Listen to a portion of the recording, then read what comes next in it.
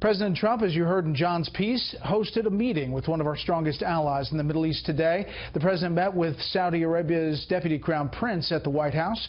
Joining me now to talk about today's meeting is Prince Faisal bin Farhan Al Saud, an advisor to the Deputy Crown Prince of Saudi Arabia and a member of the royal family. Your Highness, thank you for being here. Thank you for having me. I know you weren't in the meeting today, but you've talked about it and heard about it.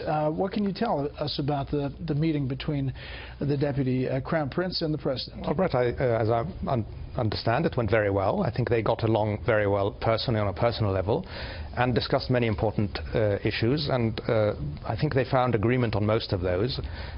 Prince Mohammed was very keen to come meet President Trump as early as possible to re-emphasize the importance of the relationship between the two countries and to reinvigorate the strategic long-standing partnership that we've had. We've been partners and allies for 50 years. We've worked very well together. Saudi Arabia has been a stable and reliable partner for the United States for that time.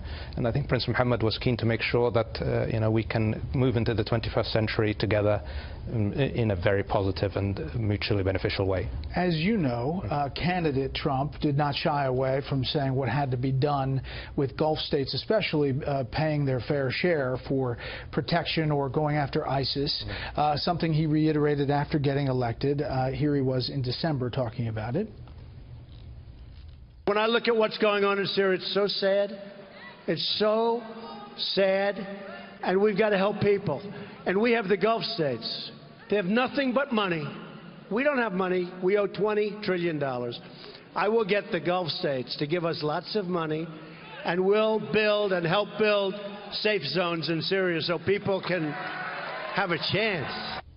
So what about that? Safe zones in Syria and you all helping to pay the bill? Yeah, well, I mean, Saudi Arabia has always been keen to play its role in the region and in partnership with the US. So I think we are more than ready to cooperate with the United States on countering ISIS in Syria, in Iraq, across the region, not just financially, but the Saudi government offered in the Obama administration's time to send its troops into Syria to fight ISIS. That was not met with enthusiasm by the Obama administration. I think that offer remains on the table, and I'm sure the Saudi government is more than ready to support the US in eradicating ISIS.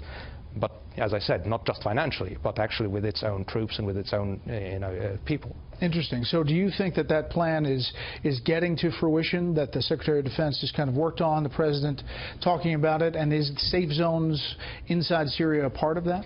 I mean, I don't know if safe zones specifically were discussed today, but I know that Saudi Arabia is very keen that the fight against ISIS doesn't just involve eradicating it today, but making sure that the ground that helps it come to fruition in Syria and in Iraq doesn't exist in the future. So we have to make sure that the people in Syria and the people in Iraq that are liberated from ISIS can live peacefully, can live in harmony, and that I think involves in Syria specifically protecting them from the Syrian regime and from its Iranian allies. I know Saudi Arabia is in the middle of instituting some reforms, many reforms actually. While that's happening, the U.S. is considering what's going to happen with the UN Rights Council. And just today, Secretary of State Tillerson wrote a letter this is from Foreign Policy. Tillerson, in this letter to the UN, advocates and human rights groups said that while the United States continues to evaluate the effectiveness of the Council, it remains skeptical about the virtues of membership in a human rights organization that includes states with troubled human rights records. And he mentions China, Egypt, and Saudi Arabia. What's your reaction to that?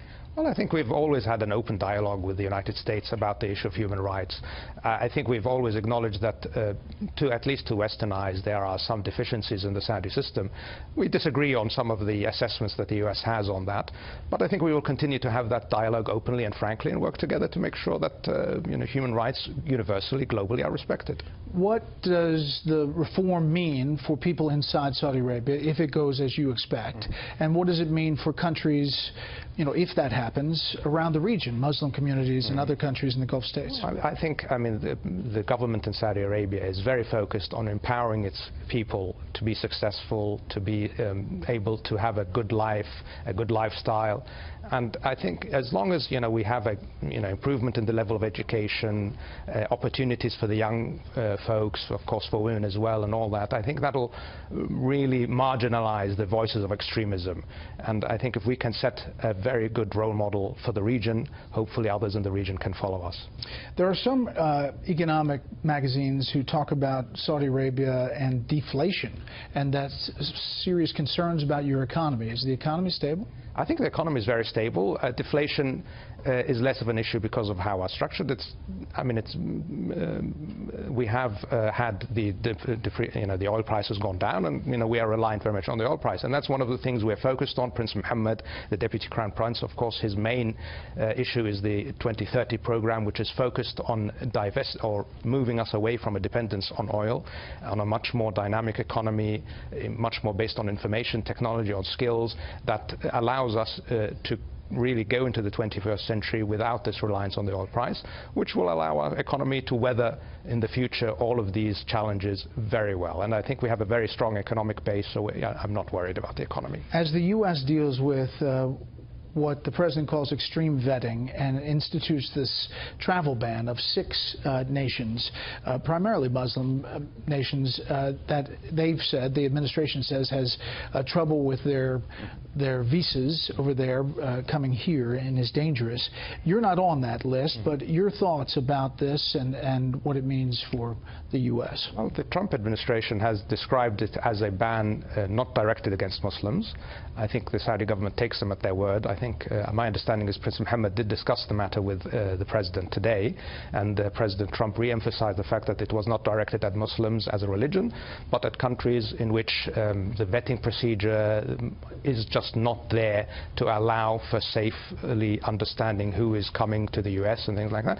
And look, Saudi Arabia has very stringent standards as to who it allows into its country. So I think we understand completely where the president is coming from in that regard. And as long as he assures us and assures the world that it's not something directed at any one religion, I think it's fair enough for the U.S. to make sure that its security is protected.